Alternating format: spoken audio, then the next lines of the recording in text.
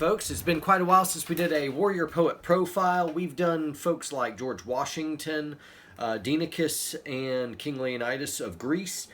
We've done King David of the Bible. We've done Miyamoto Musashi, a Japanese swordsman. And tonight, special treat, we're dealing with Soviet female snipers. Really cool book. Pick it up. I encourage you to. It's an easy read. Lots of pictures for those of you who hate reading, but fascinating stuff. It's true that truth is stranger than fiction. You couldn't make this stuff up. Just some of the stories of these hardcore gals, patriots, and yeah, I just want to kind of give you the cliff notes of their stories. In World War II, 1941, the Germans are going to invade the Soviet Union. One of the first biggest battles is in Moscow, and it ended up being a Soviet victory, but it left just all these towns depleted of men, just massive death tolls in some of these early battles. And because it emptied all the towns of all the men, just left women and the elderly left behind. A lot of women weren't okay with just building munitions and tending to crops and just waiting on husbands to come home or fathers to come home that are never going to now. So some want to roll up their sleeves and get involved. They want to fight too, a very warrior poet-esque thing. And I've posted in another video, I talked about some of the sociological difficulties of women in special operations and in combat arms as well. And those difficulties still stand, especially in our socio-political climate and whatnot. And those are still serious considerations. But these gals are very special exceptions who were able to kind of go against the odds. They had a bit of a civil rights, a big feministic push that really kicked off in the early 1900s, 1917-ish in the Soviet Union, and women are getting rights, and now they're ready to turn up their sleeves and do what the men are doing, engaged in combat arms. Now, a lot of them aren't going to be sent to the front of the front line. Some of them will go to the front lines, but it's kind of like the rear of the front lines. These gals end up like front of the front lines, stacking bodies. Just real impressive. So there'll be nurses, ground air support. There'll be some pilots, which are really cool. There'll be snipers as well. And these are the exceptions. Top kind of 0.001% of these ladies that are becoming this, but some of them are like outperforming the men hand over fist. Some of the fun stuff with some of the gals, and you'll see them manning machine guns and mowing dudes down.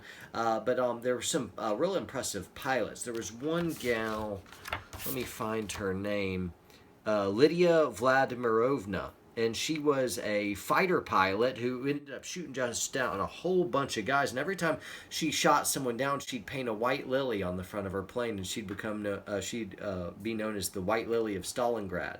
There's also a bunch of ladies who flew these old PO-2 bombers, and these are heavy, slow biplanes that were so slow and so obvious to see. Ground air attacks would just decimate these planes, so you couldn't really use them against the Germans except at night where you couldn't see them. And so what they do is these ladies would fly in, kill the engines so you couldn't hear them, and then they'd just bomb the mess out of the Germans. And they would end up running, I think, 24,000 combat missions and drop over 3,000 metric tons of bombs, just killing in massive amounts. These ladies just killing massive amounts of Hitler's forces, and they'd be known as the Night Witches, which is just really, really cool.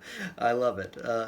Anyway, some of them would go on to be snipers, and the two gals I really wanted to deal with, Lyudmila Pavlichenko and Nina Petrova.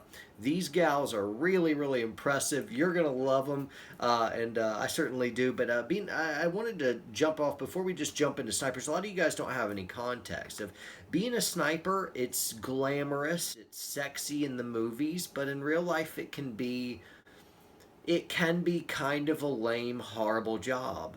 I was a door kicker, so I never really got too bored. You're kicking in doors and clearing rooms, and it's kind of where the action was. And a lot of the snipers, and what a good sniper can do is very, very technical and very impressive. So I'm not doing that. I'm not negating. I'm not downplaying. I'm just saying, they don't realize that snipers will have to like sit on some hilltop or in some, bush for 3 days, just exposed, whether it's sweltering heat and bugs and freezing cold, and you really can't move. You can't really even get up to go to the bathroom, and you're living on scraps and dehydrated, and it's very dangerous. And to get caught as a sniper, it was kind of obligatory that you were going to kill yourself. You carry 2 grenades as a sniper, and these female snipers would too. One is for the Germans, and one is to kill yourself with, because yeah, being taken alive, well, first of all, they're going to just torture the mess out of you. Snipers were hated. But anyway, so let's deal with the first one, Lyudmila Pavlichenko, and I'll show you some pictures and stuff of her. She was a college student when the war broke out. She would receive what's the equivalent of our Medal of Honor.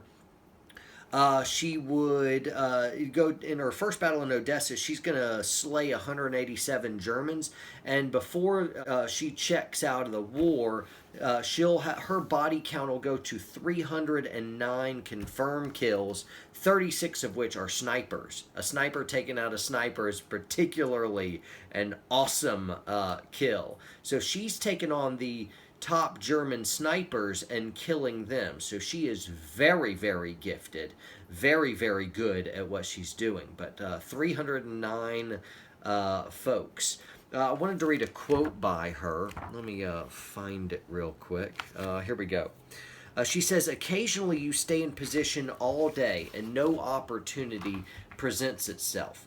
But if you stay like that for 3 days and aren't able to get at least one target in your sights, upon arriving back at camp, you're so filled with anger, in such a bad mood, that no one dares talk to you. Luckily, I was well prepared physically and could hold out for many hours in an ambush. But sometimes, especially in the beginning, you can't sit still. You give your position away and you say to yourself, when your head is not in it, your legs need to be. Lucky for me, gunners often came to my rescue. So she'd get bailed out of a bunch of sticky positions.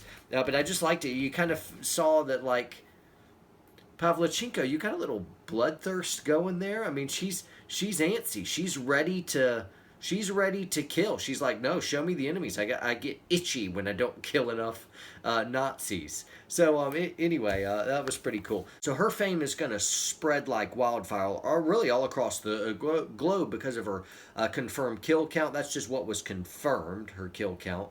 She'll meet FDR and Eleanor Roosevelt. She'll give speeches in D.C., Chicago. She'll go to Toronto, where thousands of people are waiting to see her. They'll make a movie about her that is out. I haven't seen it yet, but there's a movie about her. Really incredible, amazing warrior poet, this woman. Amazing fighter and a patriot. Here's the second patriot, and this is Nina Petrova. She was an athlete growing up. She'd get way into competitive shooting. She'd get some like 30 different certificates, 40 different medals. She'd go through sniper school and become a sniper instructor. When the war kicked off in 1941 and the Germans invaded the Soviet Union, she's going to, on the same day that they invade, she goes and ends up enlisting. Now, this is a mother who's 47 years old. This is a mom who's 47 years old. This was really upsetting. I'm going to go ahead and start kind of with the end. And I wanted to read a quote by her, which is just so upsetting. She ended up dying after multiple combat tours, and she killed 122 people, trained nearly 500 snipers. So her efforts during the war cannot be really calculated. Trained 500 snipers and killed over 122 bad guys, confirmed kills. She was killed in a car accident, whether it's rolled over a bridge. Real sad stuff. But a few days before her death, she writes this to her daughter in Leningrad. I'm tired of fighting, my child. I've been on the front lines for 4 years. I hope this war is over soon so I can go home. How I want to hold you in my arms and kiss you, my dear little girl. To leave that behind, to stay in that fight, just takes a great love of country. It's a warrior poet quality to be able to make such sacrifice. This is a mom who wanted to be home with her daughter, and instead she's out doing a great service to her, her country. Let's see. She'll climb the ranks to become Starshina, which is their equivalent non-commissioned officer. As high as you can go to sergeant major. She'll one time take a sniper round through her shapka. That's like their little hat they wore, and it burns her hair. The other soldiers around her would affectionately call her Mama, and she had a real high death count. There was one real funny kind of part where the commander of the army gets over his desk a request to give her a really, really high award. It's called an Order of Glory. Very, very rare to give these out. And so, let's see, he writes this in a book he wrote later. He says, I was signing reward requests, and a request filled out for a sniper, Starshina Petrova, who was to be awarded the Order of Glory First Class, which caught my eye. There was probably not one woman in all of the Red Army who was a full cavalier of the Order of Glory. In the request, it was written that Petrova was 52 years old. This is a middle-aged woman stacking bodies. I couldn't believe my eyes. Is she really over 50? I asked my senior staff officer. Could the secretary have made an error? No, Comrade Army Commander. It's not an error. Comrade Petrova is not young, he answered. Say, not young, you could say she's not old, or you could say she's old. Call her up. Tell her to come to my place. And he comes into this meeting. He said that she was thin, white hair, but still dynamic with a simple wrinkled face. She was wearing linen pant or lined pants that were just filthy. Soldier shirt embellished with 2 orders of glory. Her gestures were rapid and sure, which contrasted her age. And he got the feeling that when she was young, she was very athletic, which she was. I asked her, is it true that you've killed more than 100 Nazis? And she told me that her tally was already up to 107, and she'd trained close to 480 snipers. And just kind of goes through the story. But the commander of the army was so shocked by this middle-aged woman that's really outperforming all of his star soldiers. This is really a cut above the rest. She was a warrior poet. And she's certainly garnered my respect. And there's other female Soviet snipers as well, which were just doing an incredible job. But I didn't know anything about this. And I think it's just good for me to see, even across national borders, across genders, there's warrior poets everywhere.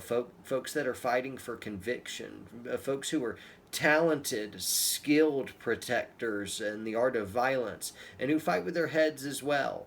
And it's refreshing to me, and it's encouraging to me that they're out there, and some of you watching possibly as well. So anyway, guys, train hard, train smart, and see you next time.